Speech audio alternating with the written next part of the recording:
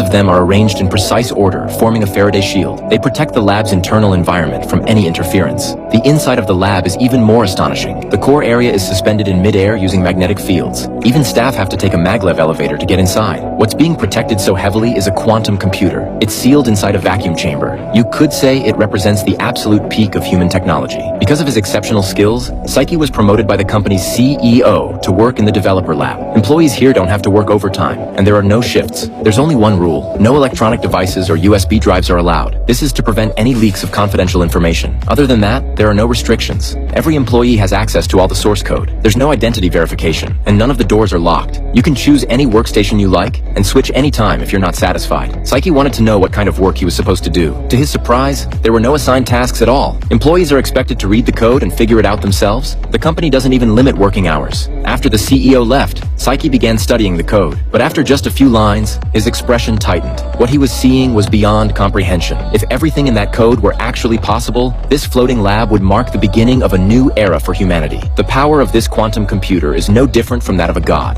And unlike a god, the employees here can manipulate it at will. As he kept reading, his mental state began to deteriorate. He even felt nauseous, unable to endure it any longer. He rushed to the restroom. He couldn't process what he had just seen. The code was terrifying. He finally threw up. After staying in the restroom for nearly half an hour, he adjusted his watch, revealing a hidden micro camera. Calming himself, he returned to his workstation and secretly recorded the code. A female colleague noticed something was off about him. She offered him a drink and tried to talk. She told him not to rush and to take it slow. Psyche wanted to confirm whether all this code was actually feasible, not just theoretical. In a lab of this level, nothing is purely theoretical. The code not only runs, it's already producing real-world results. After their brief conversation, it's revealed that Psyche is actually a spy. He raised his watch again. If this technology were allowed to fully develop, the consequences would be unimaginable. After finishing his work for the day, he tried to leave quickly to report everything he had discovered to his contact. As he walked out, he picked up his pace. The lab is located deep in a forest. Halfway through, the lights suddenly turned on. The CEO was standing right in front of him. It was clear he had already discovered Psyche's identity as a spy. He began talking about theories on human nature. The circular lights shining down were like shackles limiting human imagination. Even if you know what a towering tree truly looks like